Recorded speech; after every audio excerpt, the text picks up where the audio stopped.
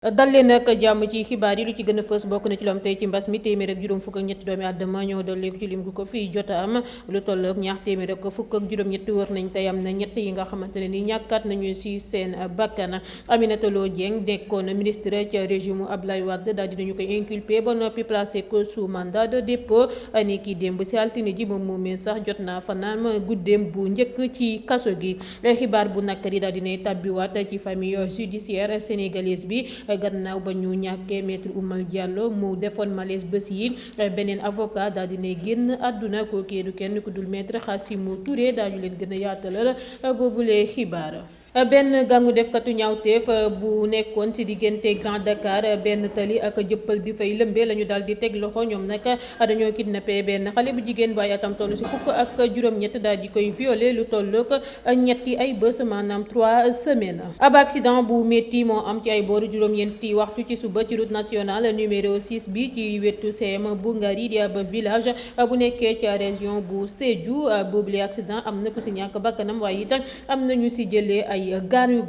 mbas mi du tee ñu amal ziara annuelu Léona Niassène bu ñu jàpp samedi 13 mars 2021 gannaaw ba ñu ko defulee at mi ñu génn ndax mbas mi comité bu yor organisation ngo xew-xewu diine boobee daal dinay fësal ab communiqué di si xamle ne ziara bi dañu koy amal ni ki ren. Ba tey rek ci biir xibaar yi dañuy wax si lu ñeel politique ak rek mbirum Pastef ak coordinateur Jotna bi di Abdoulaye Niane moom moomee daal dinay dikkaat si lu sabab seen xaajaloo ak Ousmane Sonko parti wam bile di Pastef gannaaw publication ba mu defoon ci Instagram Diary Sow daal dinay recadré kenn ku commenté publication wam boobee am rek kaddu ya mu ko wax kookee la mu ko wax ak la ko jaari tontu lépp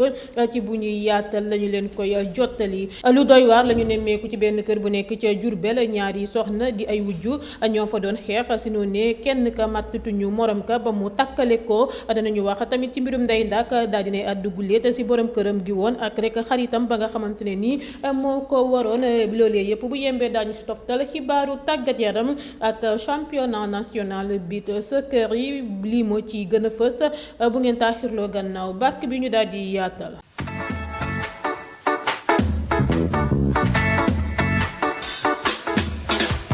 mu ngoog bàkk ba jib na dalal nañ leen jàmm di leen nuyu ci Dakar Buzz mbas mi la ñu koy dooree comme ni ñu ko tàmm di defee tey junne ak ñeenti téeméer rek juróom fukk ak juróom-ñaar la ñu testé téeméer rek juróom fukk ak ñett ñoo ci positif ñeent fukk ak juróom-ñaar dañu leen wàll téeméer ak juróom-benn di ay cas communautaire ñaar téeméer ak fukk ak juróom-ñett wër nañu am na juróom fukk ak juróom-benn yu ñu sonn ba ñu nga sauvetage ñett ñàkkat nañ seen bakkan ci mbas mi nga xam ne ba bu ñu ganisee ba jamono ji may waxee ak yéen ñaar fukki junne doomi aadama ak juróom-ñaar ak juróom-ñett fukk ñoo ko fi jot amee si ñoom ñooñee ñaar fukki junne ak ñaar ak ñetti téeméer ak juróom-benn fukk ak ñett wër nañ si lu tollook juróom-benni téeméer ak ñeenti fukk ak benn doomi aadama ñoo si jot ñàkk seen bakkan fi mu ne nii ñeenti junne doomi aadama ak juróom-ñaar fukk ak juróom ñoo amee coronavirus bi si suñu réew mi di Sénégal ñu leen si traité. Aminata Lo Dieng nekkoon ministre ci régime Abdoulaye Wade daal dinañu koy inculpé ba noppi placé ko sous mandat de dépôt démb si altine ji gannaaw ba ko gendarmerie bu Wakam tegee loxo ajjuma ba la ñu génn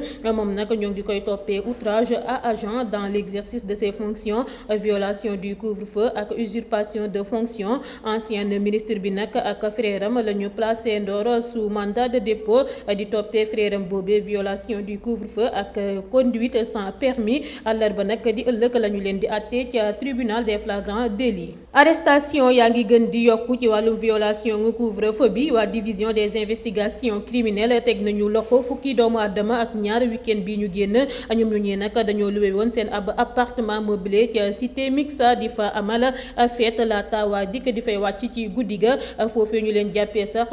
takk der yi saisir nañu fa ay cornet yamba yu bëri lool ñoom nag niki ëllëg ci àllarba gi la ñu leen di déféré. Xibaar bu nakkar yi daal dinay tàbbiwaat ci famille judiciaire sénégalaise bi benn ay bés gannaaw génnub àdduna maître Oumar Diallo mu defoon malaise collègue am bii di maître Khassimou Touré moo génn àdduna ca Touba ci HLM bu benn partie famille am dëkk moom nag dafa accidenté woon yoroo nit feebar bi lee di cancer mu inscrire barreau bu Dakar depuis atum 1994 avocat bi impliqué woon na ci ay dossiers yu mag yu bëri lool nga xam ne bokkoon na ci caisse d'avance de la ville de Dakar bu mu doon assurer défense su frère am bii di Mbaye Touré ko inculpé wu Khalifa Ababacar Sall. xale yu jigéen yi sax daal dinañuy dugg léegi ci wàllum yàmba gi. Martine Ndour ay atam toll si ñaar fukk di ndongo ci classe bu terminal S2 la ñu doon atte ca tribunal des flagrants délits bu Dakar ngir wàllum yàmba. Heureusement ba benn weeru kaso la ñu teg ci ndoddam. Moom nag ñoo ngi fekkoon ci moom ñaar fukk ak juróom-ñetti ko wax ne yàmba yu mu defoon ci sac à dos wam.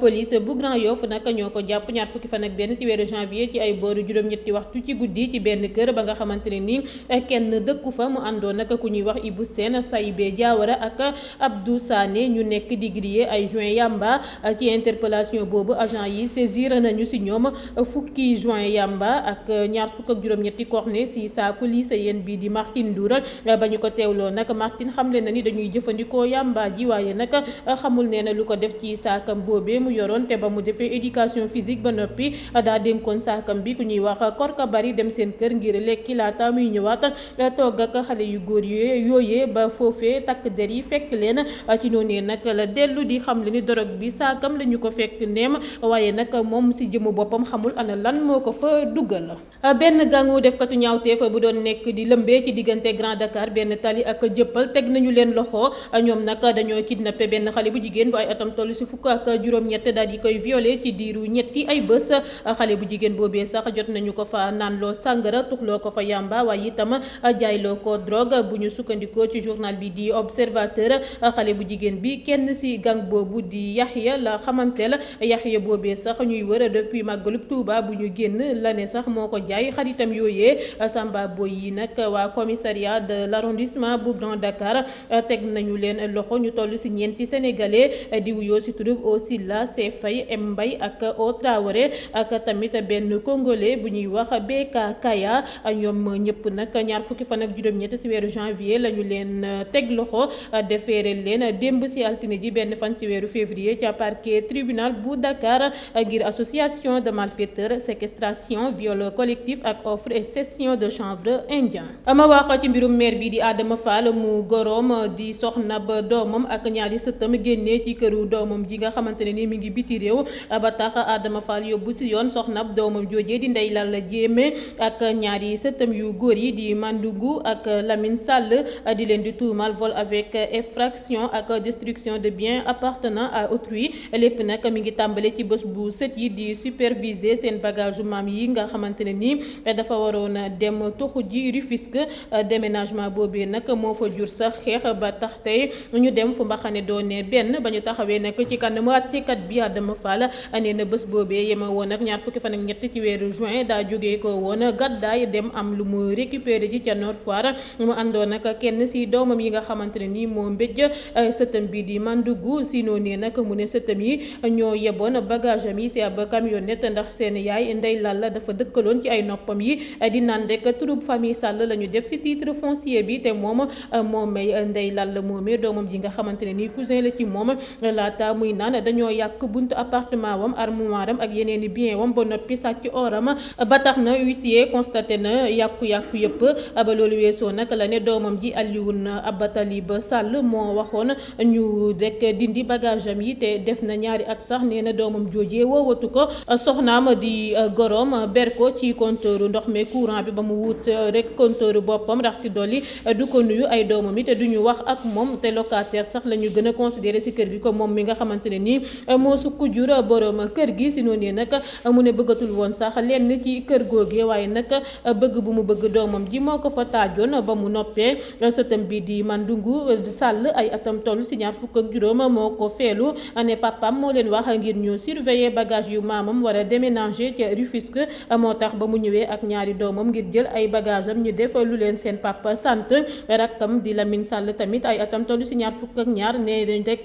demuñu sax Rufisque ak bagage yi ndax maamam daa ñëwaat tey leeral ni papam moom kër googee. Ndey Lalla moom di goro maire bi nee na gorom boobee di Adama Fall ak yaayam ay sœur lañu waaye depuis bañ mu sëyee ko doomam ji mayu ko jàmm mayu ko salaam dem sax ba dàkk ko kër gi te ba mu jël see bagage bi moom ak ñaari doomam yi ñoo dóor doomam yi moom Ndey Lalla. Adama Fall nag fukki million ak ñett lay laaj dédommagement le 11 février la ñuy délibéré bile mbir.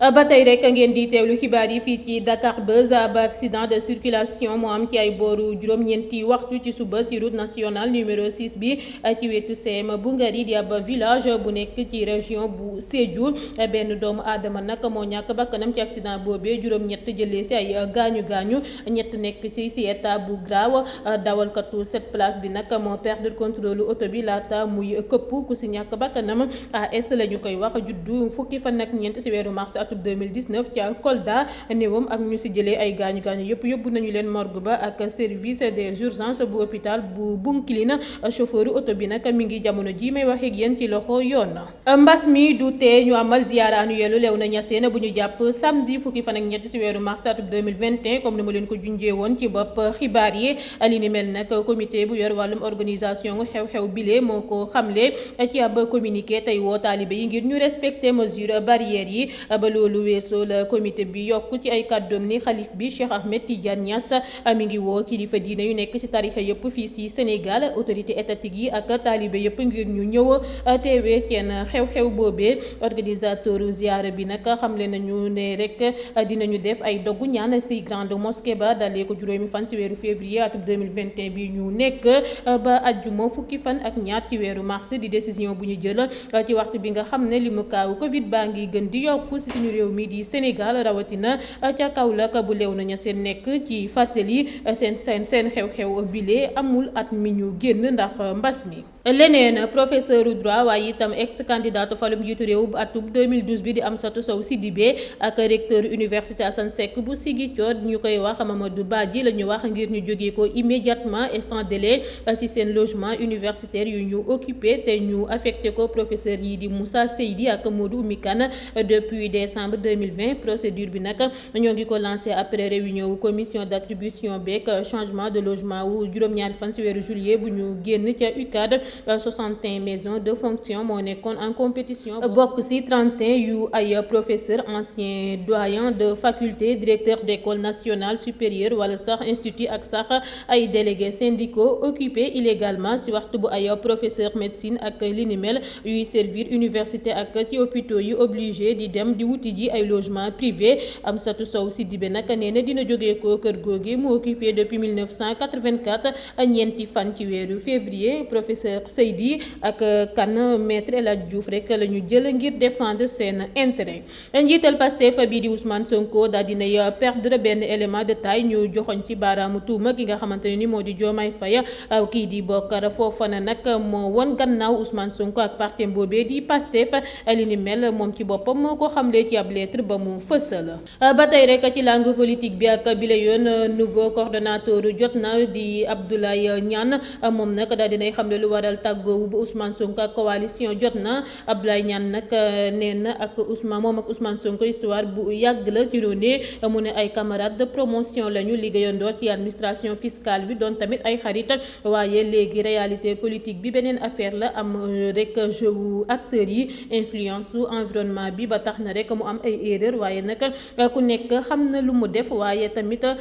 du ñoom ñooy compter, waaye ambition bu ku nekk am ci Sénégal nga xamante ne ni sénégalais yi ñoo koy àtte. Ci noonu nag mu ne si lu ko ñeel moom Abdoulaye Niane assumé na clairement héritage am yëpp ak objectif am yëpp rek ngir soppi xar kanamu suñu réew mi di Sénégal. Laata mi leeral ni rëccuwuñu nag lu ñu soutenir candidature Ousmane Sonko, waaye ambition bu mu am moom la ñu am ñoom it di rek diriger réew mi. Gannaaw publication ba mu def Instagram, Diary Sow daal dinay recadré kenn ku commenté publication bam boobee ne daa am bettaange donte bëgg na lool littérature, waaye jéem a dem ci école yu mag yi comme Polytech, Mine, HEC ngir rek jaay ay livre te am potentiel ngir réussir. C'est désolant, waaye nag dañuy naan passion wam la yëfu tubaab yooyee te dañoo war a encourager jigéen ñi ci matière scientifique yi. Kookee nag commentaire am boobee Diary Sow liiru ko benn yoon partaaral ci ndax ba mu ko liiree la ko tontu daal di koy rek xamal ne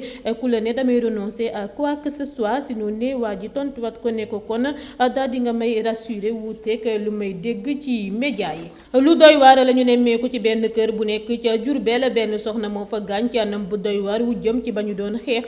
ñu jote nag lu ñàkk fayda ñaareel bi moo mat rek tuñu aawo bi ba mu tàggale ko rak aawo bi nag nee na ba tey jii gisaguñu tuñu sërëm bu wujjëm bi dagg ngir ñu mën koo ñaw ba mu defee li ni mel ba noppi moom ñaareel bi dafa dawoon waaye nag borom këram moo ko jëli ca Touba daal di koy yóbbu brigade gendarmerie bu Diourbel ñu defeere ko ba noppi placé ko sous mandat de dépôt ca prison centrale bu Bawol ngir coups et blessures volontaires lu ñeel nag aawo bi ba jamono jii may wax ak yéen mi ngi kër docteur. Ndeye Ndack daal dina àddu bu leet ci borom këram gi woon ak xaritam bu ko war moom nag nee na dafa am erreur bu ko daloon ba mu gënee nekk xale borom këram nekk Italie saa su ne muy woo benn magam di koy naan lu tax jëkkër ji ñëwul boobu ba tey ndekete beneen xaritam am na la mu fort ci wax ji ñëw ne ko Ndack bàyyil diw bi ngay wax sa mbirum sëy ndax mi ngi koy wax te kookee nee na rek mësu koo wax lenn xaritam boobee dafa def rek dégg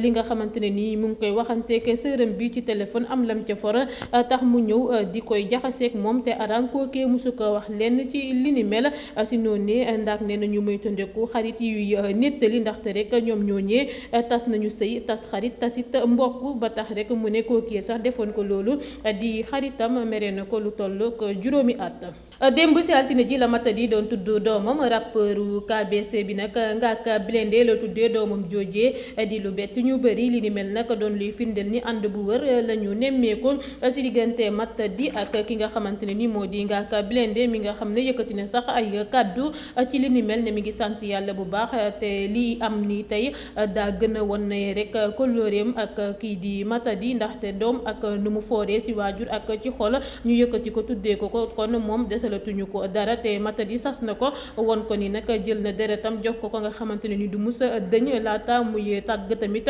ki nga xamante ne ni moo di ñimmaa di soxna Matadi si namu leen yaatalee nangul leen la ñu doon mu xamle ko moom Ngaaka Blindé gannaaw ba mu kontaanee lool ci li ni mel bébé Ngaaka Blindé tamit ñu ngi koy ñaanal rek mu dund te barkeel. tàggat yaram laa koy tëjee championnat national beach soccer bouclé na ñaareelu journée week-end bi ñu génn ca stade Ibrahima Ndiaye bu Toubab Dialaw ak ca terrain wu Hydrobase bu Saint-Louis 5 formations la ñu illustré si ba ñuy signé deuxième victoire consécutive bi mu bokk si Yoff Malika Yëmbal Kawsara ak Île de Saint-Louis wuuteeg équipe Rufisquoise yi Diokoul ak Rio dernière poule A yeeg B ak ñaari défaite.